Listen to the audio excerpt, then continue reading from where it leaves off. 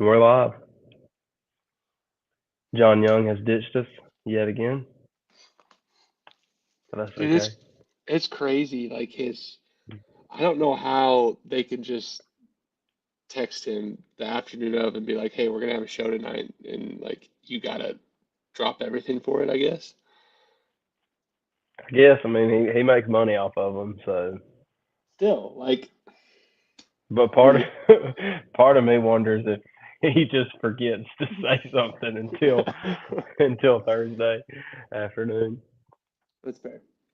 We would That's never fair. know, but I got a feeling that could be part of the case. So, question for the viewers, whoever ends up watching this, um, if a man who does a podcast once a week needs a new computer, a budget friendly computer, what route should said man go? Because me and Daniel were just talking about both of our computers are kind of on their last leg, and I've been needing another one for a long time. I just haven't broke down and spent the money, and I really don't know what to get. I mean, I'm on a I don't know what kind you're on. I'm on a MacBook right now. Um, I'm on my but wife's it's all, iPad. Actually, it's working. So oh sweet. yeah. I had thought about that. I had thought about just getting a an iPad and then getting a keyboard for it, but I don't know. What do you use your computer for besides this? Nothing. Really? Literally nothing. You could probably The go. only other time I use my computer is uh if like I'm watching a like well so, I mean I take that back. Sometimes I use it for like uh the Blue Letter Bible or the Enduring Word or something like that, but not very often. Most of the time, if I'm going to do that, like in the mornings or something, I just use my phone, or Dude, I'll, occasionally watch YouTube videos on it. But since I mean, it was my computer in college, and after that, my first my first job out of college, I used it about every day, and after that, I haven't needed it since. what'd you do right out of college again? I worked a desk job for it's like an entry level, basically, and I didn't know this going in. Basically, it was a glorified data entry person. Was Nice. all it was. And dude, I hated it so much. I mean, I hated it so much. Like I literally had a 4 year degree in. I mean, I still have my degree, obviously, but I had a 4 year degree in management, and I was working. This will make it. John would really make fun of me for this. This will make it more funny. Um, for my first job out of high school or out of college. I'm sorry. This is why I know that college sets you up for failure, unless it's something like that you actually need it. But I was fresh out of college, had just graduated. Every entry level position that I applied for wanted 3 to 5 years experience. Entry level positions. I was only in school for 4.5 years. Right. How are you supposed to get 5 years of experience? You know what I mean? Right. But I guess you start out as a data entry person. But anyways, so this place finally hired me, or finally gave me an interview, and it's a place called Smile Makers, and they make like stickers and like little toy trinkets that go to the doctor's offices, like for little kids. And I was sitting at a desk in a cubicle for $14 an hour, and I absolutely hated it. I had a 4 year degree, and I was sitting in a cubicle making $14 an hour. Dude, there's no way you needed a college degree for that job. No, absolutely no way. After I got there, after like the first month, I was just kind of looking around and I was like, dude, what are you doing? Like, this is ridiculous. It was, God, it was awful. I was so happy to quit. God, it was terrible. I think I worked there for like 8 months. Oh, it was miserable. It's a shame how useless like 90% of college degrees are, quite Hmm. frankly. But and And I then just like got roped into it because I didn't know what I wanted to do. right, And exactly. Nobody knows so what I they was, want to do at 18, no. man. Luckily, I did it the smart way. Well, smartest way, I guess, if you're going to do it. But I went to community college for the first 2 years Yeah. and then went to a, I guess, a real college the last 2 years. But still, like I pay the $200 a month every month, and when I make that payment, I'm like, dude, this like it makes me so angry. Are you almost done paying it off? I owe like 11 grand, 10, yeah, Jeez. I think like 11.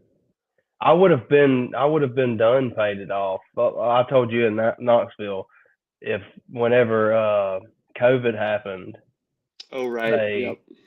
they put a pause on all that, and Right. you didn't have to start paying them back until late 2023, I think, or maybe 2024. Hmm. So I mean, that would have been 3 or 4 years, Did they which pause like obviously interest I was like, accumulation on it and everything? yeah, like it was just kind of, and that's the part that makes me mad when I think about it, because anything you would have paid through that would have been straight principal. Sorry, hold on 1 second. My little boy is breaking down. No, you're good.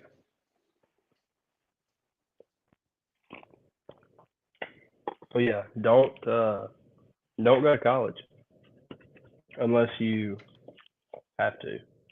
Doctors, nurses, things like that. Sure,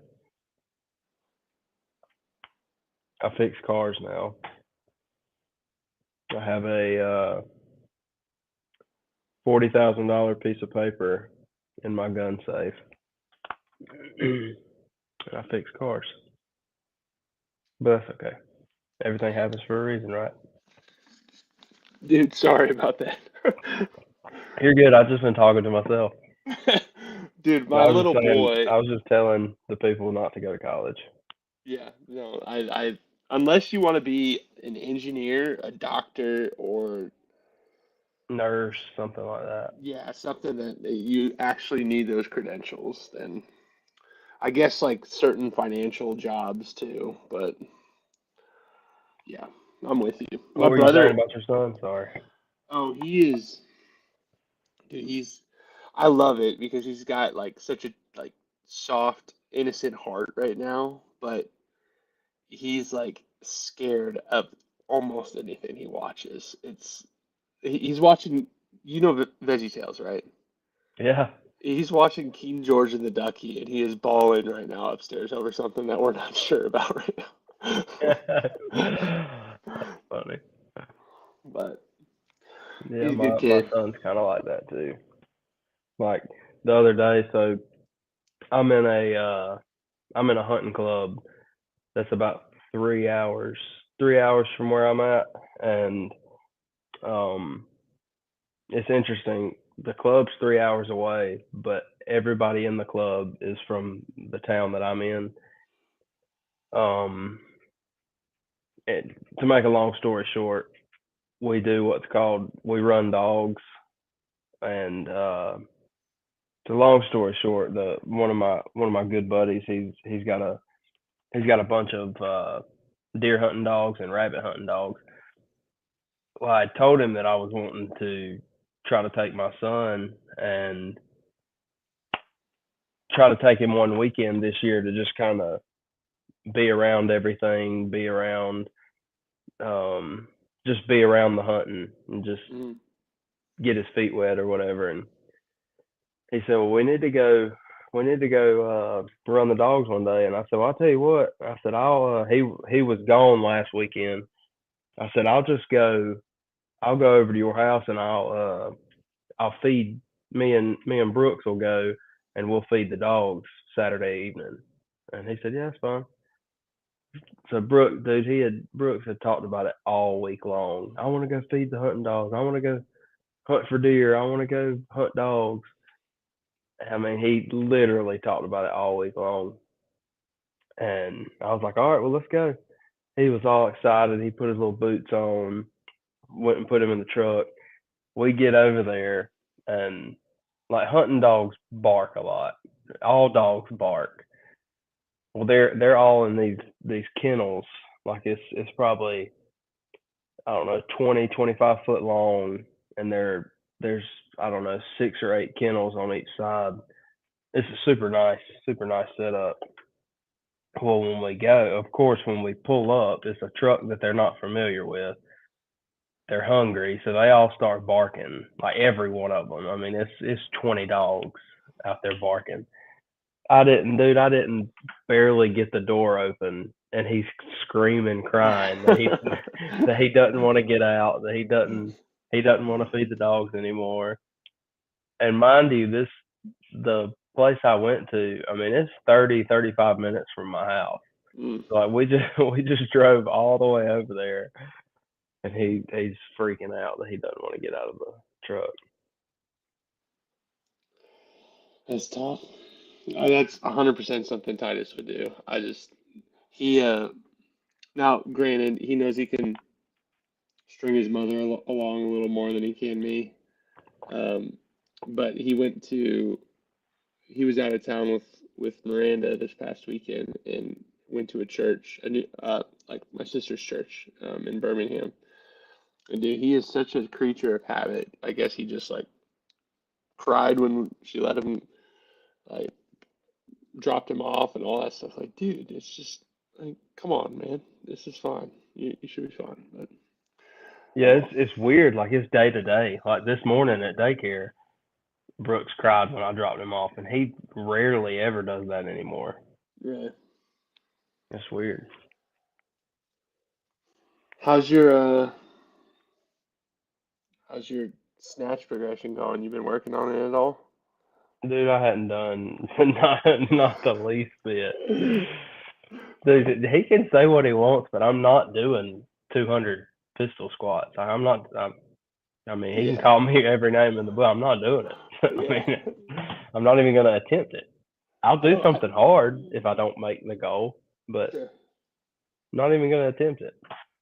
I don't think I physically like even with help. I don't know if I physically could. No. Yeah, I'm definitely not doing that. And the thought of doing 300 pull-ups with a vest on, dude, my hands would, all the meat on my hands would be gone. Yeah, Just not happening.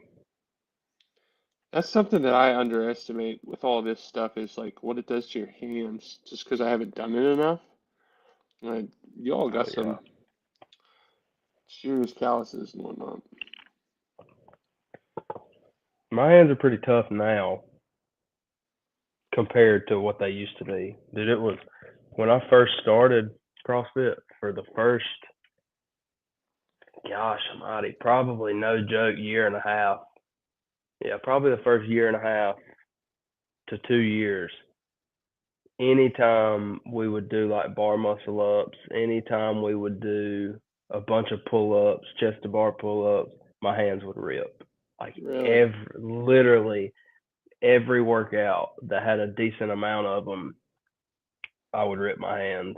And finally, I don't know. I guess they just got used to it, and I still now knock on wood, I hadn't ripped in a while, but I'll still get like blood blisters and stuff sometimes. But I'm also kind of to the point where used to if my hands would rip, like I would keep going and finish the workout. Now it ain't worth it no more to me. If they start to rip, I'm like, nah, I'll just sub it out for something else. Dude, that's like I I never had a bad like finger issue playing, but I had one time where I'm gonna sound so soft here, but like I like jammed my pinky finger like really bad, Hmm. um, to the point where it was like you can still tell it's pretty swollen at that joint, and the amount of time it took for it to actually feel good again, and then just something as simple as grabbing, blocking and whatnot. It's, I mean, I get it. It's like you don't realize how important all those little fingers and stuff are until you're just out of it. Oh yeah. Yeah, I hate when stuff like that happens. Sorry, I'm posting on trying to post on Instagram.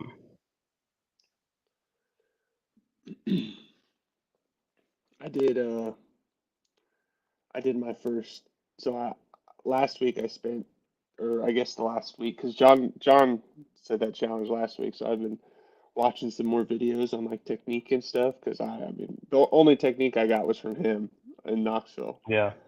And so I started watching some more. I'm like, oh, this is actually pretty interesting. I can see why he likes weightlifting. Like once you know what cues you're supposed to look for, you can kind of break it down a little more. Um, but I did my first actual like, okay, I'm gonna try to work to get a little better at this today. We'll see. I mean, I did a workout. The workout I did today was it had some snatching or it had snatches in it, but they were really light snatches, so it didn't really it doesn't like it was like a sprint, like it wasn't strength work. I need to I just got to get in the mindset of just doing it because like obviously strength work takes longer than what people think. Like yeah, you can't just go in and work up to a heavy single and leave. You know what I mean? Like you gotta go in, you gotta stretch, you gotta get loose, you gotta start at the basics, start low, make sure everything's feeling good. I mean, before you know it, it's been after warming up and after you start your strength stuff, it's been 30, 40, 50 minutes. So I need to just I'm making excuses, but I need to just get in my head like you need to just go in there and work on that.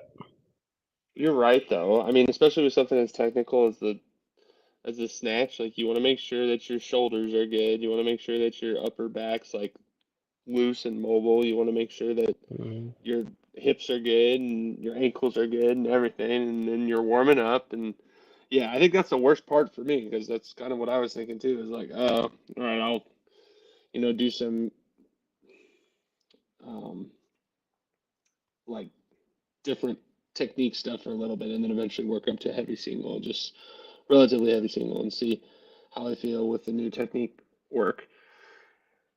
And I just burned an hour 15 out there with the warm up and everything easy. I was like, gee Hmm. whiz, man.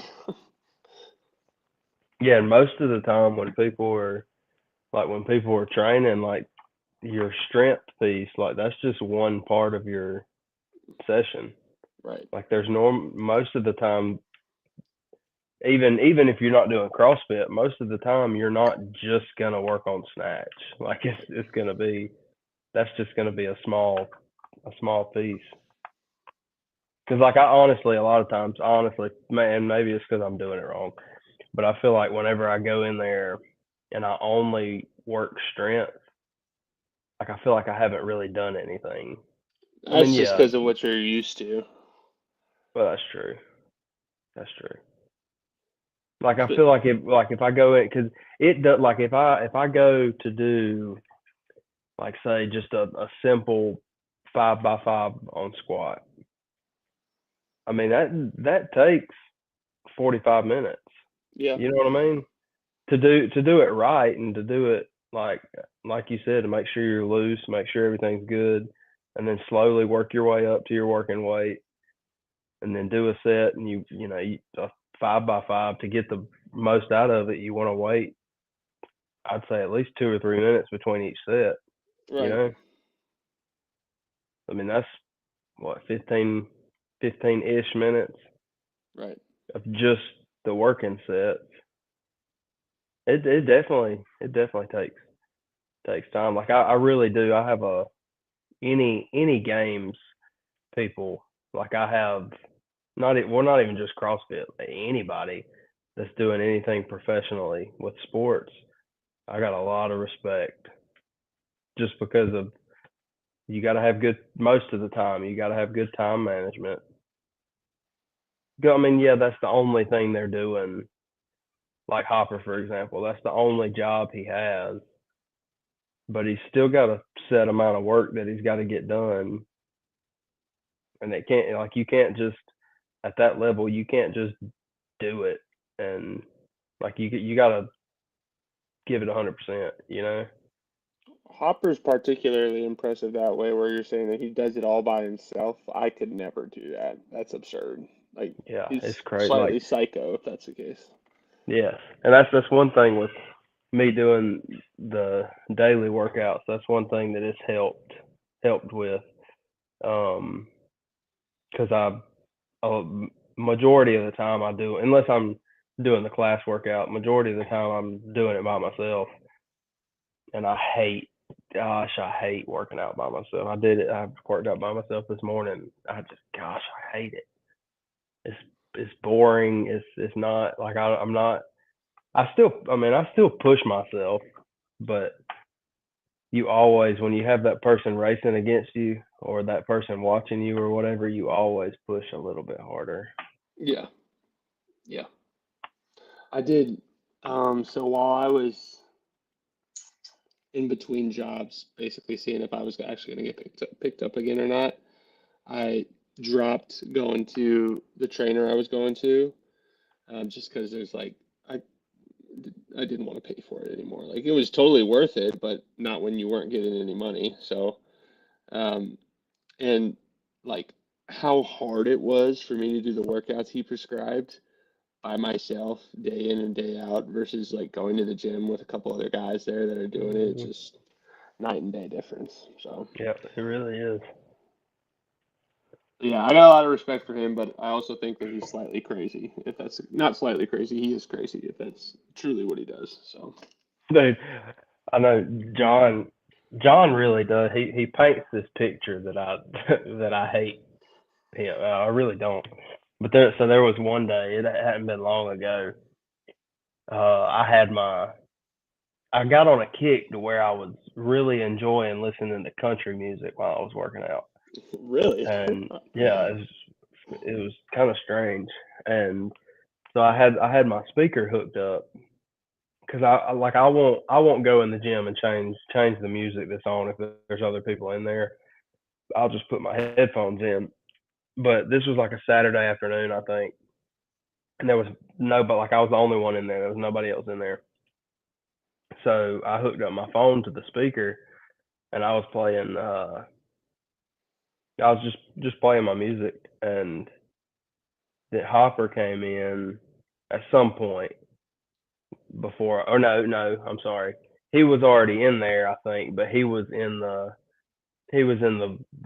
I think it's like the crash pad is what they call it, and there's a couch and junk sauna and stuff in there. So he was in there eating like in between his sessions or whatever. So I did my workout, and I was there for a while. It was over an hour. Well, then I went to leave. He had walked out and he was stretching because he was about to do his second or third session or whatever. And I said, hey dude, I'm about to leave.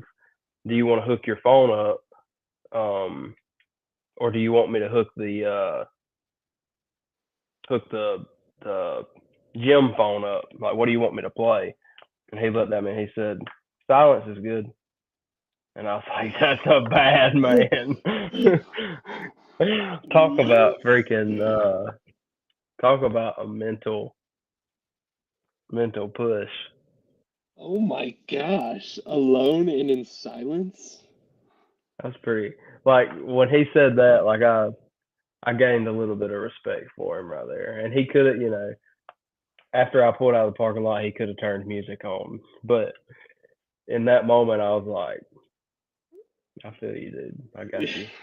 I That, got your number. that's crazy. That's some David Goggins crap, man. Yeah, dude. Wow. David Goggins. He's a different breed.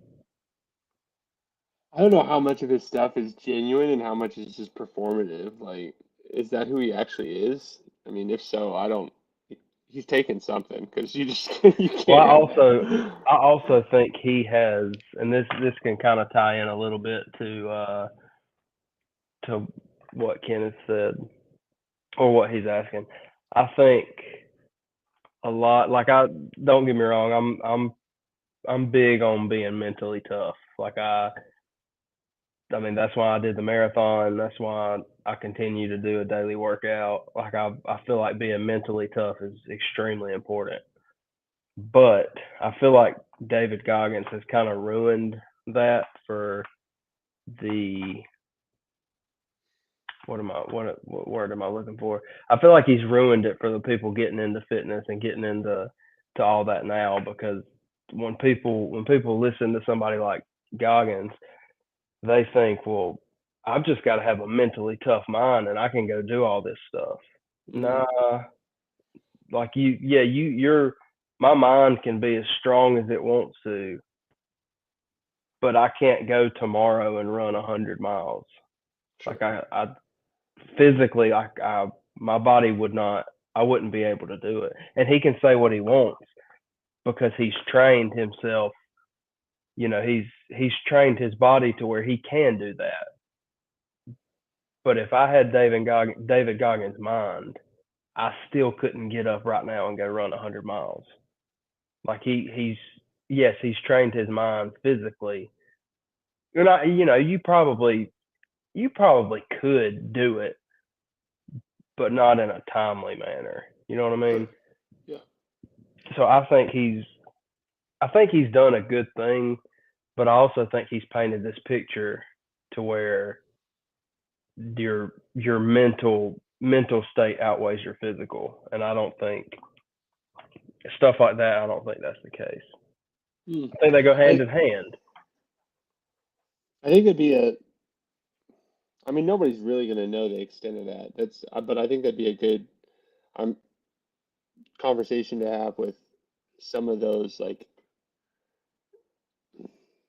some of those crazy athlete people because I mean, like, I agree with you to an extent, but then on the other hand, I'm like,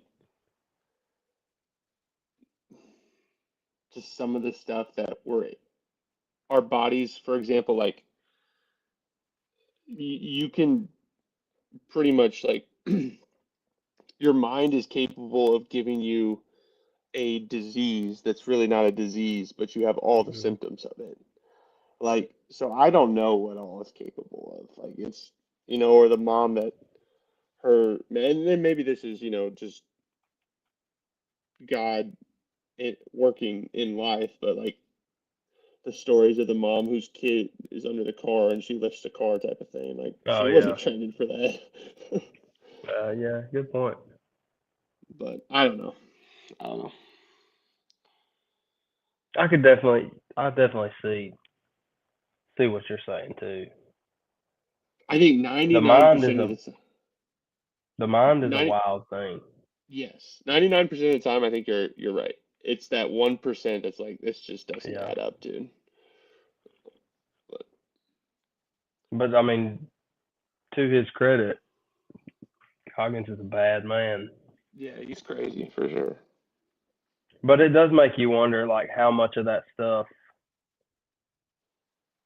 And I don't want to take any credit from him or anything like that. But it makes you wonder how much of that stuff is put on because the camera's in his face type thing. Right, You know what I mean? right. Or like Yeah, the viral video that went around that his wife pulls up in the car and he's running and she says something like it's 12 midnight and he got up out of bed 3 hours ago and said I'm going to run 100 miles, and here he is. Like, you don't think that was staged a little bit? Right, You know what I right. mean? Like, come on now. No, he feeds into it for sure.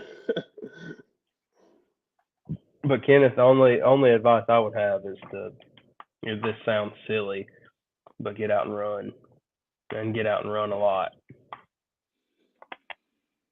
What's the like what's the volume look like training wise? Like, okay, he's got a month.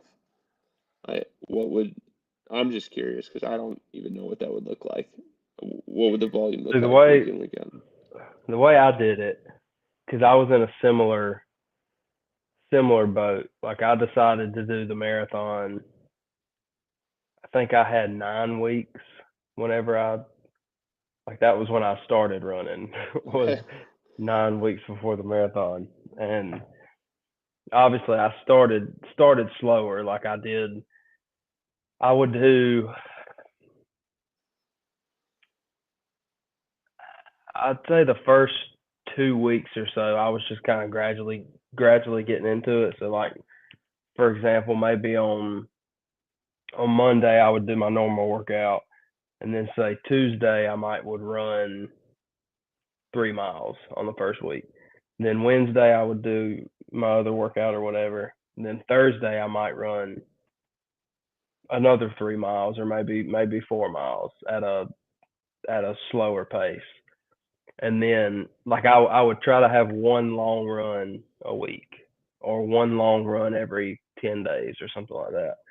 And gradually I had to just start increasing the miles, just because I didn't have enough time to really, like, work on paces and work on this. Like, it was like I had a pace in my mind that I wanted to keep, so I just had to run. I just had to run. So, like, the last couple weeks, the volume was for me. The volume was a lot. Like, I think the heaviest mile week that I had was like, I don't know, 40 miles in a week, 35, 40 miles. Now, one of those runs was a 20-mile run, so that was why that week was so high. But the 20-mile run, that was my last long run. So up until the marathon, the longest I had ran was 20 miles. And when I got done with that 20-mile run, I don't think that day I don't think I could have went 6 more miles. I really don't. I almost didn't make it to 20 miles. It just takes so much time doing all that running. That was the part that I didn't like about it. Like, it just take I mean to if I were to get up in the morning and say I'm going to go run 10 miles, well, I better prepare to be gone for 2 hours. You know what I Right. mean? Because it's going to take 15 minutes to get where I'm running. It's going to take 10 minutes to stretch. Then it's going to take an hour and 15 minutes, hour and 20 minutes to run. It's it's boring. I I'm not a runner. John can say what he wants, but I'm not a runner.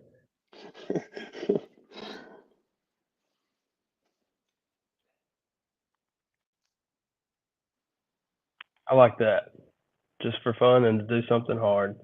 I think everybody needs to do something hard often. It's that mental toughness, but you got to have the Yeah. physical to back it up. I'm gonna let you guys do the marathon stuff for now. Maybe someday I'll get crazy enough to try something, but not now. I don't know if I don't know if I'll do another one. I don't think I will by myself. If I do another one, I think I'll do it Yeah. with somebody who's going to run the same pace. That was another thing, dude. Like, You know I what you ran should by do? myself for 4 hours. You know what we should do instead of just like have this punishment for the snatch thing be unanimous. Like, make it something that the other guys are just going to be like, so you pick something that John would hate, and then John would pick something that you would hate, type of thing, where it's just, Mm. I don't know. Maybe That would not. be That'd more probably be fun. terrible for me. So what would you do if I said, if I won and I said, all right, you've got to run a marathon? Yeah, dude. I wouldn't do that.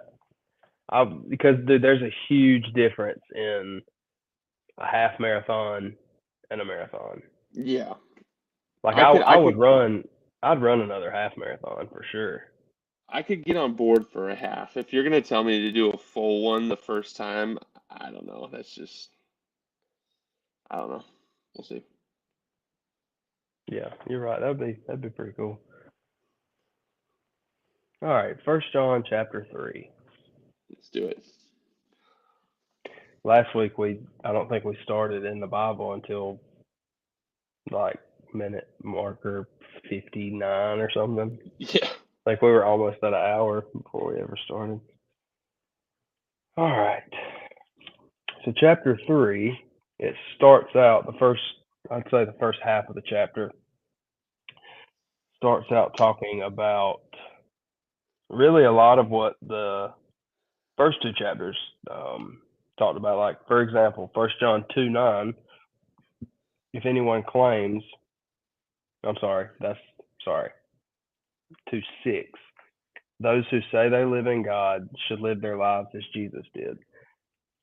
So if you jump to, if you jump to chapter 3, the first 10 verses is talking about,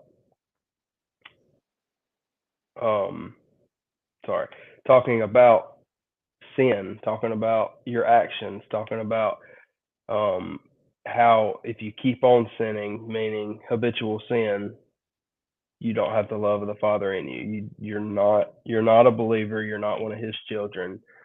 Um, like just jumping ahead to verse 10. So now we can tell who are children of God, talking about by their actions, by the way they're living their life. Um, you got anything you want to add before we jump in? Um, Before you jump, like, just let me know where you're going, because if you're going past verse 10, then yeah, there's a couple spot stuff Oh I'll no, no, no, know. no. I was gonna read. Let's see. I'll go. I'll just read verses 1 through 3. Cool. We'll break down. Um, we'll go like 1 through 3, 4 through 6, and then 7 through 10. And then Sounds good. if we make it past that, we'll keep going. So chapter 3, verse 1. See how very much our Father loves us, for He calls us His children, and that is what we are. But the people who belong to this world don't recognize that we are God's children because they don't know Him. Dear friends, we are already God's children, but He has not yet shown us what we will be like when Christ appears. But we do know that we will be like Him, for we will see Him as He really is. And all who have this eager expectation will keep themselves pure, just as He is pure. So one thing, He's saying He's calling us His children. So He's speaking to believers here. He calls us His children, and that is what we are. But the people who belong to this world don't recognize that we are God's children because they don't know Him. Dear friends, we are already God's children, but He has not shown us what we will be like when Christ appears. And all who have this eager expectation will keep themselves pure, just as He is pure. So He's saying, will keep themselves pure, just as He is pure. So obviously, Christ is pure. We should have an eager expectation for Him to come back, because whenever He comes back, we'll be with Him, right? So Hmm. the eager expectation should push us to live our lives as Jesus did. Should push us to be pure, and that that goes for everything. That's not pinpointing any kind of sin. That's purity is free from sin. Purity is being pure, obviously. So the expectation of Christ coming back at any moment should push us to live in a way that would not bring shame to Christ whenever he comes back, or not bring shame upon us when Christ comes back. And that's really convicting to me, that I think a lot of times, at least for me, a lot of times we don't think about the fact that at any moment the trumpet could sound. Like, Yeah. you often I'll think about, like, I don't know, getting getting blood work done and getting a call that I've got cancer, or going and coming down with a disease, or getting really sick, or whatever, something silly like that. But not very often do I think about, at any moment he could come, and whatever we're doing in that moment, like, we should have that on our mind. Like, this could be the last moment that I'm here. Like, how the people that are around me right now, the family that I've left at home, how are they gonna, if something happens to me today, how are they gonna remember me? That's really convicting as I sit here and think about it. Yeah, no doubt. And I think this kind of with this, so in terms of like the paragraph breaks, this kind of bleeds into the end of chapter 2, and we hit on this a little bit last week. But just like the comparison and contrast for those of us that are parents, I mean, obviously me and you, but whoever's listening that's a parent as well. Like the thought of in verse 28 of First John 2, um, now little children abide in him so that when he appears we may have confidence and not shrink away from him in shame at his coming. I just think of like verses, um, what we will be,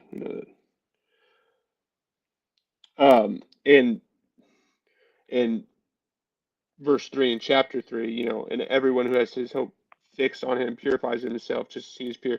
It makes me think of like Titus, because I'm now going doing stuff like regularly. When I come home, like, is it, oh shoot, he's kind of hiding himself from me because he had a bad day today and wasn't listening to his mom or whatever, or is it like, no, my dad's home. I'm thrilled that he's home. Like, let's hang out type of thing. Mm, Um, that's a good point. it reminds me of the parable of the talents in Luke 19, where you got uh, Jesus basically describes this nobleman who goes away and leaves various amounts of his wealth to his slaves to manage. And the slaves that manage it, they're like, "Hey, look what I did with it," and he rewards them. Like it's like they want to show, like, "Look, this is how I'm showing how I love you," type of thing. Like, or in trying to please you. Like, here it is. Versus the one that was just kind of like, I knew who you were and I didn't want to lose anything, so I just hit it, and then there's judgment for that one. Um, so it kind of, some of this stuff is so cool, like it just hits differently when you like experience certain things in life, and that was one particular one where it just hit me a little bit reading it. I've always thought that it was really interesting that, and this is kind of silly, but it's always been really interesting to me that the word that they used for the money in that situation is talents. Yeah, Like, I've always associated that with, like, our word of talent, like the talents that he's given you, the talents he's given me. Are we using those, or are we just are we using them for ourselves, or are we using them for him? You know what I mean? right. Or are we not using them at all? I think that's let me see.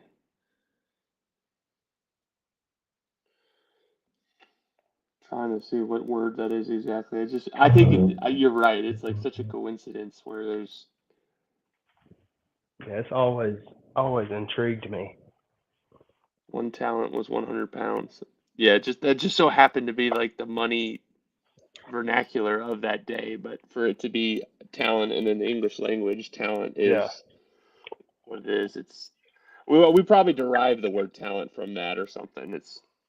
I don't know. yeah, it's always been interesting to me. I think verse 3 is, I mean, I hit on it a little bit already, but diving into that it's an interesting concept to think of too. And everyone who has, this is NASB I'm reading out of, yours is a little different. And everyone who has this hope fixed on him, the hope they're speaking about in verses, John speaking about in verses 1 and 2, fixed on him purifies himself just as he is pure. And it's like, it's an interesting concept to think that like our hope in Christ and his coming, basically fixing our eyes on Christ and what is to come and what he's promised, is a way that purifies or sanctifies us in our daily lives.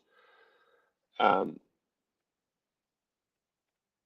you've already heard about this hope in the Word. I want to read Romans 5, 4, and 5 because this is related. It says, endurance produces proven, similar to James too, endurance produces proven character, and proven character produces hope.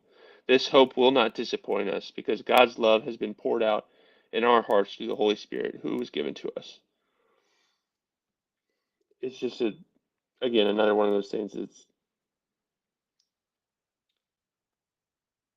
for me, really cool to think about. There's focusing on Christ and our hope and the hope that we have in what not only he did, but what he's going to do, is a way to purify our daily lives. And I think it probably something good for us, as you said, to meditate on more regularly. Like, how often do we think about, well, he could come back at any moment, and this is what he's going to do, and so that should dictate how I live my life today.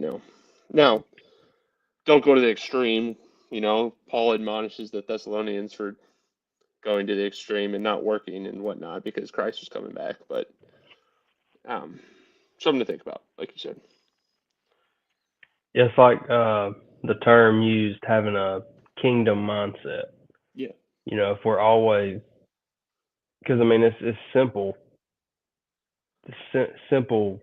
What am I looking for? Simple thinking to say that if you're thinking about Christ, if you're thinking about Him coming back, you're probably not going to be lusting in that moment. Yeah. You're probably not going to be, you know what I mean? Like, Yeah.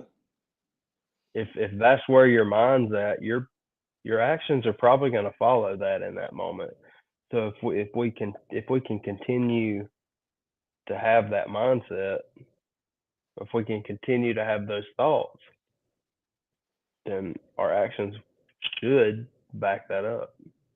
It's so simple yet so difficult at the same time. Yes. It all starts in our mind. What is that? My mom quoted the dang verse a million times to me growing up. I should have it referenced, but is that Philippians 4? Here I am. I'm a hypocrite. Here I am talking about David Goggins saying that it's not all mental. You got to have a physical aspect, and then here I am saying it all starts in your mind. So maybe I'm wrong. Well, it's something to think about, dude, but be transformed by the renewing of your mind. Like, right? Romans 12:2. And then, what is this? Whatever is true, Philippians 4:8, whatever is true, whatever is honorable, whatever is right, whatever is pure, whatever is lovely, whatever is of good repute, if there is any excellence and if anything worthy of praise, dwell on these things. I listened to a podcast from the Dial In guys, which that's, if you guys don't know, it's Johnny Undervanis's podcast, but he has guys from the Master's Seminary on a lot. And, not that that means anything. I don't really care where you went to school or what you do. It's more so the message of it. And there was one guy he was talking with in particular that I don't know if he teaches psychology there or not, but he seemed to have a pretty good understanding of how the mental health system in America works, and then like the biblical basis for how to treat certain stuff. And something what he said I thought was awesome. It's like a 25-minute podcast, but it was he was focusing so much on how the the system, and this is the case in a lot of our healthcare system, but we're treating symptoms, and in the mental health system, a lot of times it's like self-diagnosed in a way. Like there's not necessarily something objectively wrong with your brain per se. Sometimes there might be, but so it's like chicken or the egg. Like sometimes, yeah, would medication maybe help get you to a spot that um, gets you on the right track versus like, but will it solve the problem? No, ultimately Christ will be the solution to the problem. Um, so I just like the Bible has so much about what you put in your mind and what you think about and daily. Like, why is meditation a word? Because we're supposed to be thinking about it daily. God says it repeatedly in the Old Testament. Don't let this depart from your lips. Like, dwell on it day and night. It's just our minds are both truly incredible and also like the bane of our existence if we let them.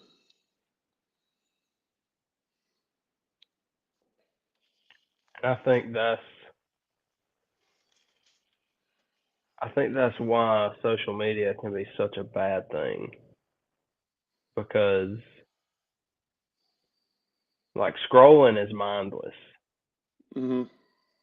And what you've got to use the term mindless loosely, because when you're scrolling, you're not thinking typically. And I mean, I'll run across a sermon or whatever every once in a while when I'm scrolling or whatever, and it almost make me feel a little better about about scrolling. But anyways, um, typically whenever you're doing that, you don't have a kingdom mindset, you know. Yeah. And I think that's in today's generation, today's day and time. I think that's a big tool that the enemy uses to distract us, and I'm just as guilty as anybody else in that. Same, dude. The amount of ways, like, just, and this has become much more apparent recently, just like the discipline for, hey, why are you staying up? Like, I'm up later, and then oh, guess what? Now it's that much harder to wake up in the morning and read my Bible before I go do whatever, right? It's Hmm. like if the devil can't, cause you to stumble per se, he's gonna make you busy or like mindless or like distract you or something.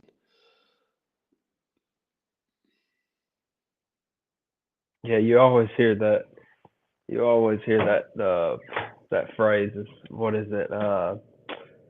It might be a Bible verse. The gosh, idle hands are the devil's playground or something like that. Yeah, I don't know yeah, if yeah, it's in. I don't think it's in the Bible, but it's kind of honestly the opposite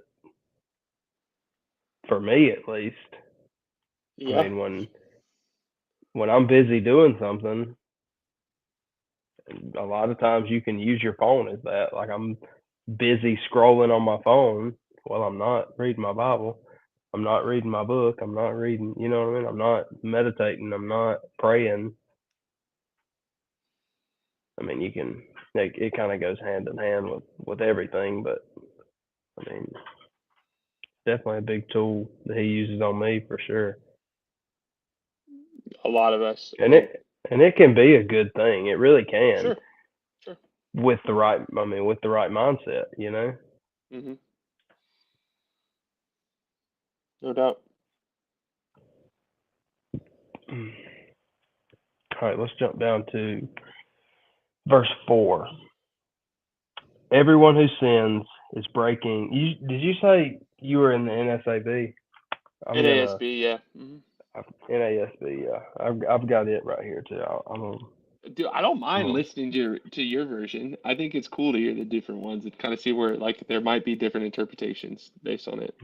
if you're cool with it, then I use this one, the NASB.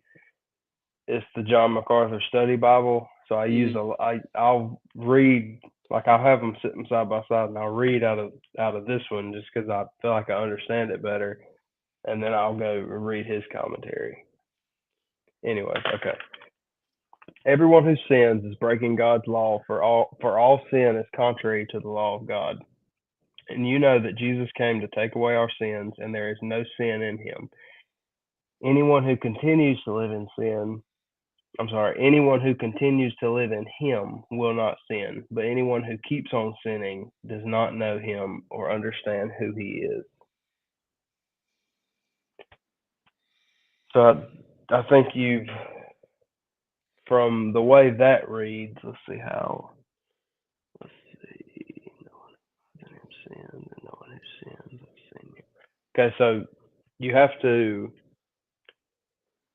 if you take it literally as it's or as you're reading it, it almost makes it sound like, oh well, if I sin, then I'm kind of screwed.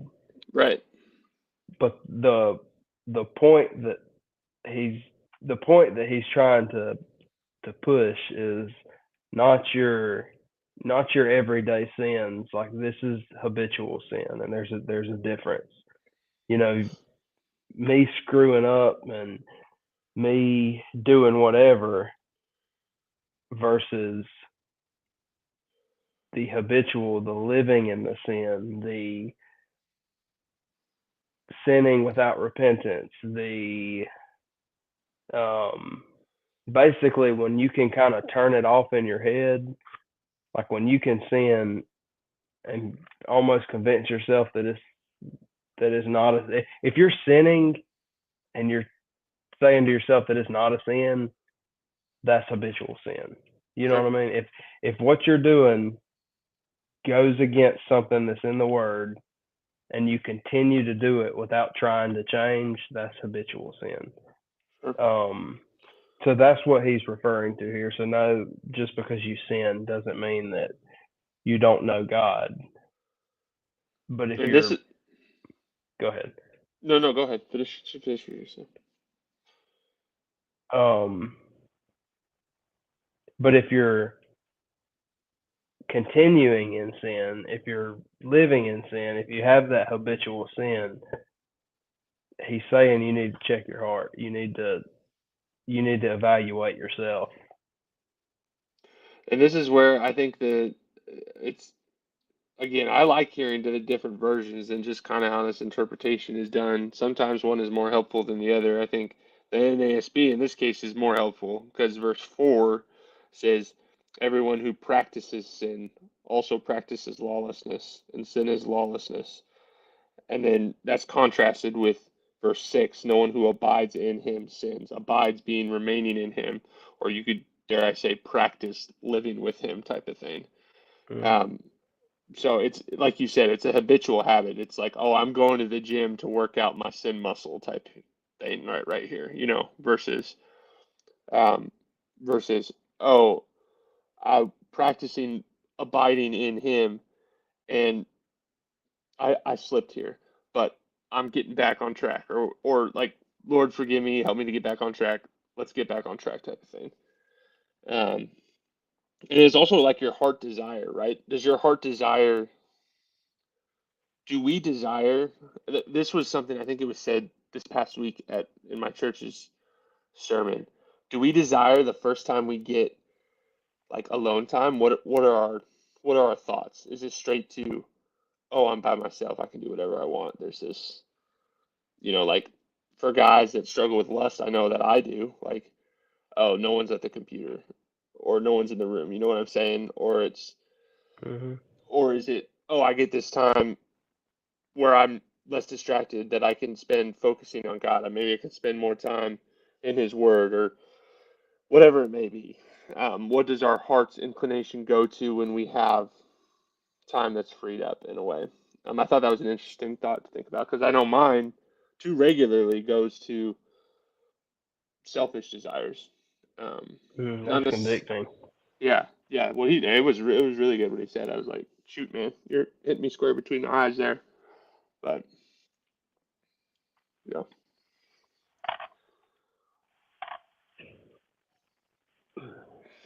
I like what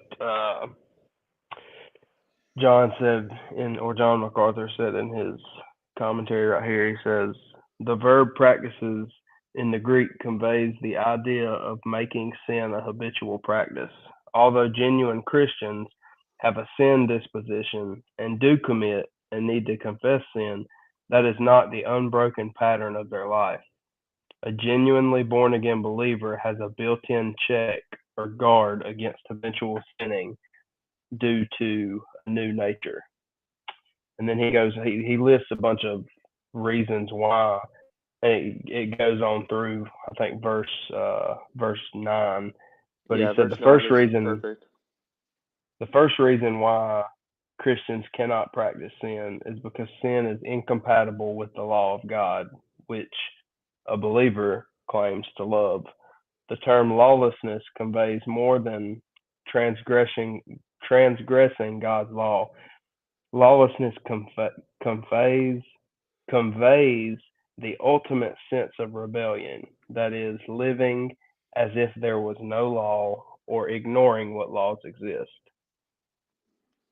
So if you're living that habitual sin, then basically you're claiming that there is no law, or if that is the law, then I'm just ignoring it. Right. But again, like I think that's where we also as believers we have to extend grace, and there's that line. There's a line that it's hard to see. Like you have to extend grace, but you also have to say, hey, what you're doing is wrong. Sure. You know what I mean? Because we also have to remember that you can't expect a non-Christian to act like a Christian Yeah. because they don't follow the same, they don't have the same, not moral compass, but I mean I guess that would be in a sense like they don't see things the same way that we see them. Right. So in that sense, you've got to show them a little bit of grace, but we also should be bold enough to say, hey, this is why I think what you're doing is wrong Sure. because it says it in the Bible, which is God's word, and then it's the whole gospel spiel. But I think you do have to be careful about, because this is where a lot of the outside world says that all Christians do is judge and this and that, and rightfully so a lot of times. But I also think you do kind of have to not walk on eggshells, but I think you gotta lead with love. You gotta be careful, but you've also got to be firm. So again, there's that kind of hard line that it's a little hard to see sometimes. I mean, what's the most loving thing you can do, right? Is share the gospel with someone, and the gospel inherently has to start with you're not good enough. Like what you're Yeah. doing is wrong. So, um, but yes, it's unfortunately in the modern church, we've gone to the other side in a lot of cases where it's like, oh, I don't want to offend anybody that might walk in the door, so we're just going to kind of dismiss this whole sin thing and about how God is holy and can't be around sin.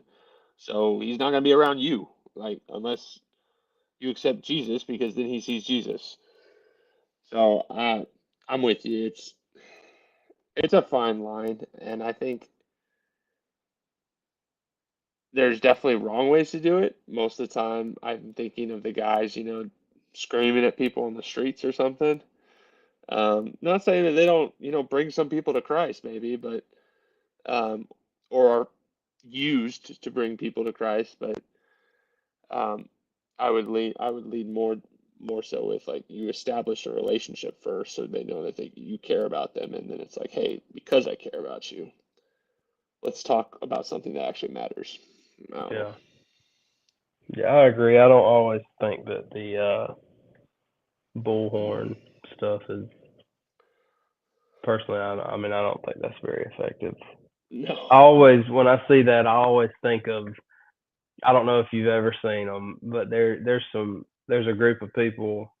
I don't know if they're nationwide. I mean, I'm sure they are, but they're big time vegan people, and like there's there's some that they used to. So Greenville is about 30 minutes from where I'm at, Greenville, South Carolina, and it's like the nicer town, or the nicest, like close to here. Anyways, there's some people, a group of vegans. They would go out there and they would have they would put like mask on, like bloody pig mask, and like they would have, like, no joke, like there'd be a group of them, and they would have laptops and they would have them open and be showing like slaughterhouse videos and like just weird stuff. And I always think like that's never made me want to be a vegan. Right. So why would doing that want somebody to be a Christian? You know, Right. No, that's a great point. meat is murder is what they always say. Have you seen have you seen JP Sears satire video on that? I don't know. I don't think so. I'll send it to you after this. It's like basically if meat eaters acted like vegans. And Oh, that's it's got to be hilarious. yeah, it's pretty funny. I think, oh, this is a hot take. I think being vegan is absolutely stupid.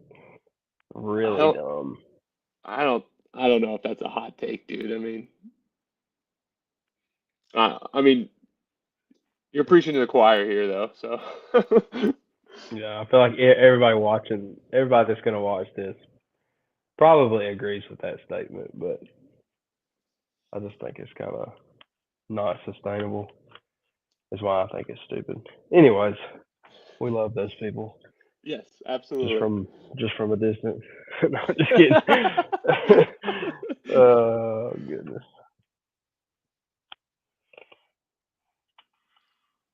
Another point he put is, he said, a second reason why Christians cannot practice sin is because it is incompatible with the work of Christ. Christ died to sanctify the believer. To sin is contrary to the work of Christ, breaking the dominion of sin in the believer's life. That's literally what Christ has saved us from, is Right, sin. You know, right. That's like so doing the exact opposite of that doesn't make sense. that's like taking one of the hostages still remaining in Palestine right now out of it and then running back to it. Like Yeah. doesn't make any sense. Why would Mm. you ever do that? Like what's the pig going to the, what's, The God, dog what's, returning to his vomit. Yeah. yes, that's it. That's what I was looking for. I'll pull up that reference because it's a great verse. I mean, it's not a great verse, but it's a great verse. Is it in Proverbs? Yep. Proverbs 26:11.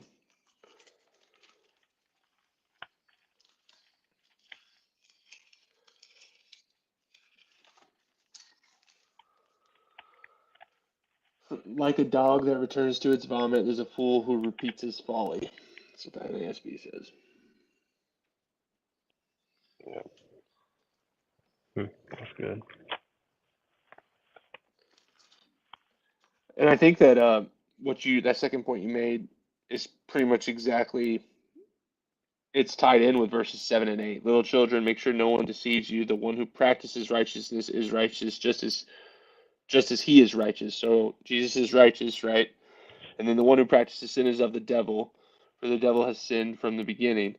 The Son of God appeared for this purpose, to destroy the works of the devil. So if Jesus is righteous and came to destroy the works of the devil, then it's incompatible for us to be practicing what he came to destroy. as you stated.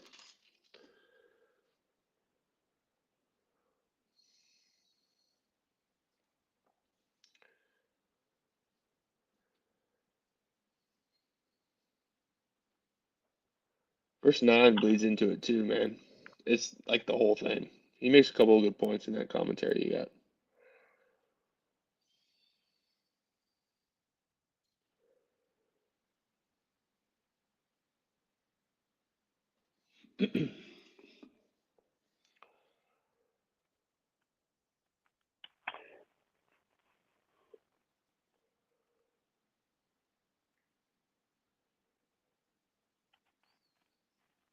Where'd you leave off? 8?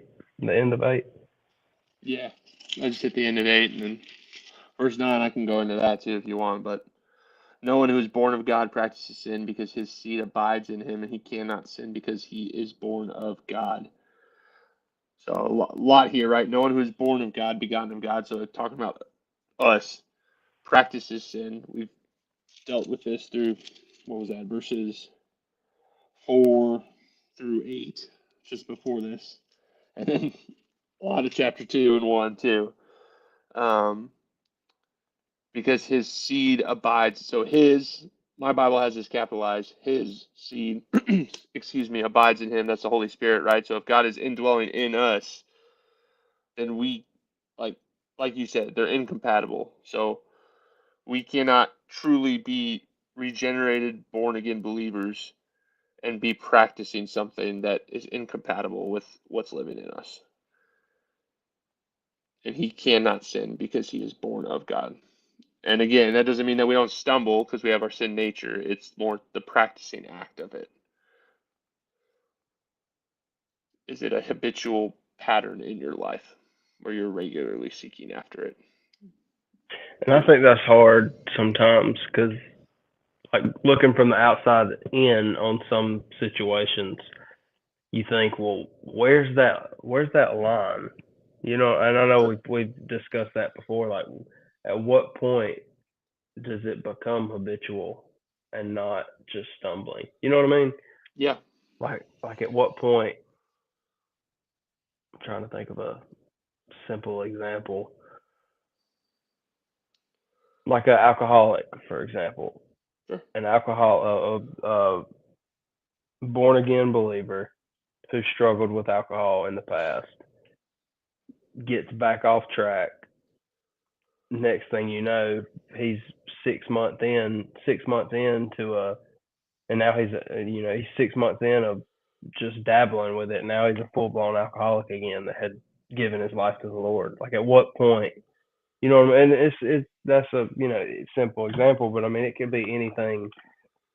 It could be something as simple as porn or anything that we struggle with can turn into a habitual sin.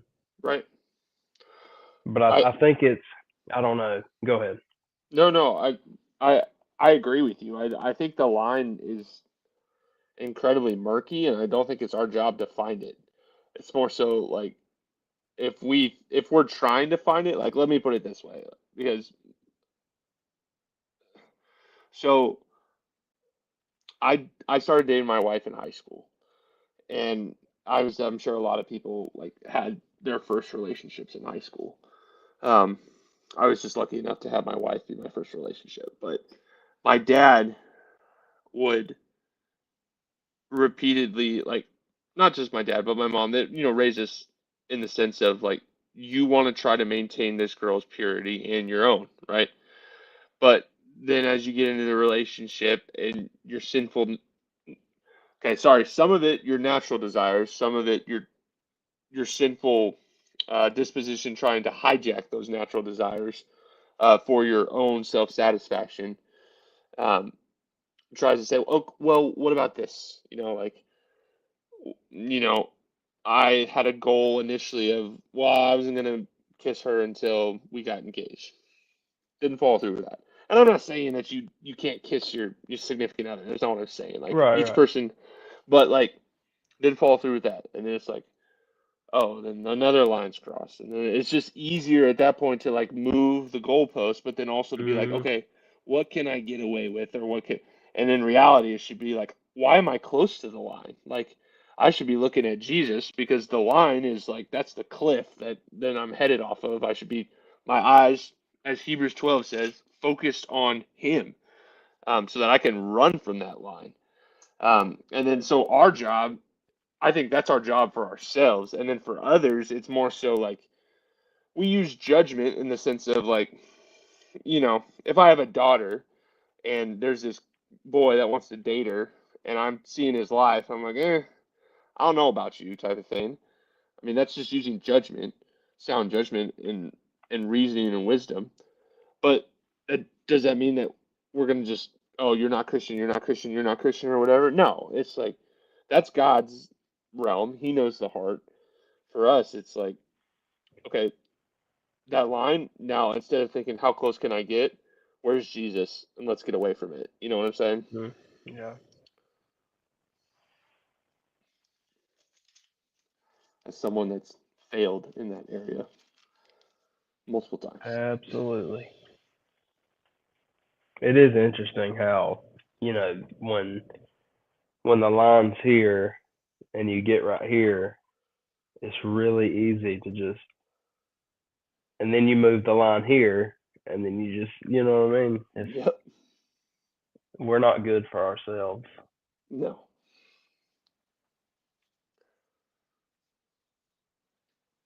So going off of that, verse 10.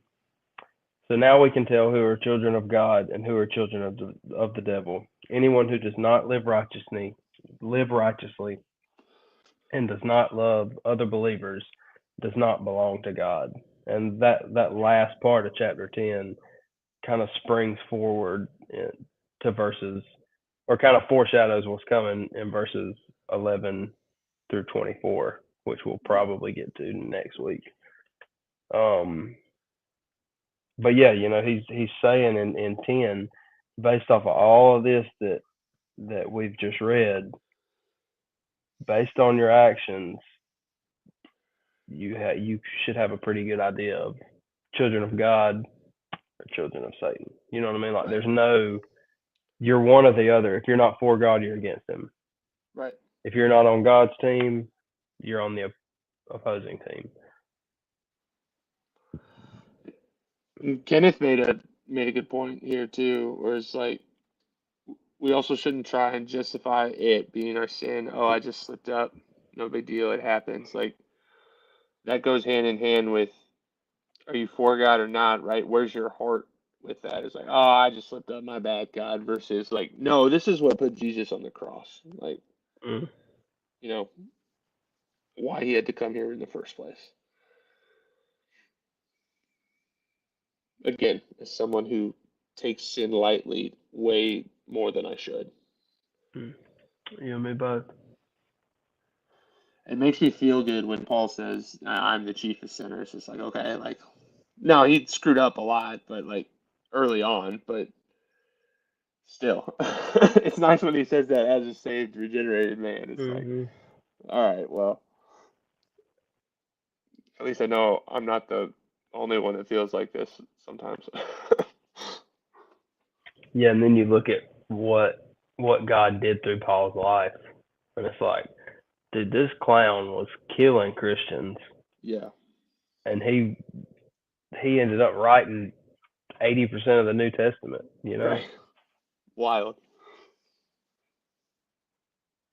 There's hope in that. Yeah, yeah, there is. There's a lot of those stories too, like just what God can do with with us. I Crazy. was Obviously. listening to you know who Nick Bear is. Sounds familiar, but no. He owns BPN supplements, Bear Performance Nutrition.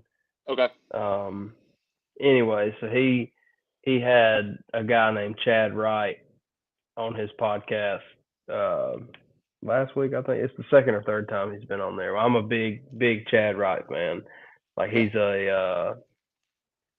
an ultra runner. He's big on, like, he's a Goggins, but more of like he's the one that I got he talks about how, like, yes, mental toughness is extremely important, but you've also got to put in the work to have the physical side of it as well. I think it was actually on that podcast that, anyways, he was saying that, and I this really stuck out to me. He was talking about, he said every morning when I pray, he said I ask God to make me more like Him at all cost. And like, that's a bold prayer, That's a you know. bold prayer. Yeah, that's great though. Make me more like you at all cost. And Hmm. that's tough. That's I think I've shared this on the podcast before, but maybe not. The small group I'm in is led by a really awesome dude. He's an older guy who's got so much wisdom, and awesome, like, biblical knowledge and life experience. And he said, when you approach the Bible, the two questions you should ask is, okay, what is there, like, your study time, basically? Like, what in here do I need to know about you? Like, show me more to know about you, God, and then show me how that should change me, basically. Mm. And I, it's just going with that mindset a little more of knowing God first, and then, or trying to know God first and who He is and what He desires, and then how that should impact my life, I think has really helped me grab a little more from the Word. I'm Um, about to write that down. That's good. he's been a blessing, man. Him and his wife both are awesome people. Say that again. Basically, okay, when you approach your quiet time or study time, like, what in here do I need, or show me, what in here do I need to know more about you, God? Show me more about you so I can know you better, know you more. And then how does that new knowledge, how should that change me, like, and change how I live? That's good.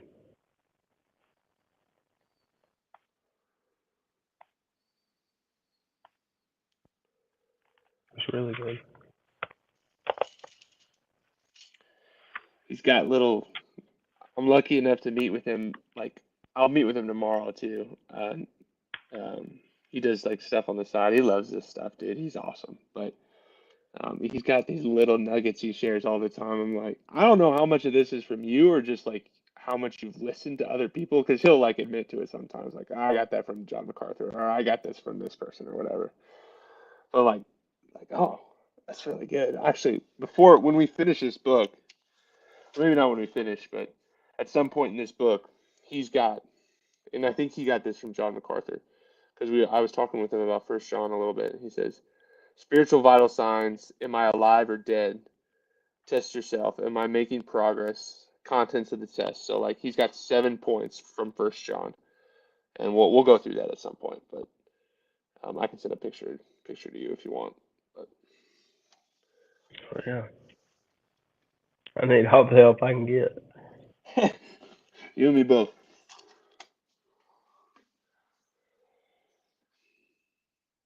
That was good. Even though John ditched us for Yeah, his other friends, his real friends, I guess. his paid friends.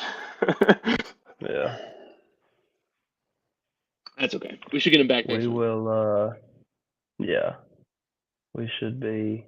We should be back to normal routine next week. And then it might change, but we'll see. Yeah, we'll talk about that later. Yeah. You don't want to let the people down. No, not at all. We will be here in some capacity. Yeah, it just may be a little different for a short stretch. Yeah. But that's okay. We will get it figured out. Kenneth, it's always a pleasure. We appreciate Yes, you. sir. Thanks for your comments too. Yeah, that helps out a lot. Yep. Share the page, subscribe, like the video. I don't Pray have for, the balloons. pray for me I and won't Brock have to be able to snatch our body weight before John snatches 330. It's not looking good, but that's okay. You got it. We'll get it. Yeah. All right, y'all. We'll see you next week.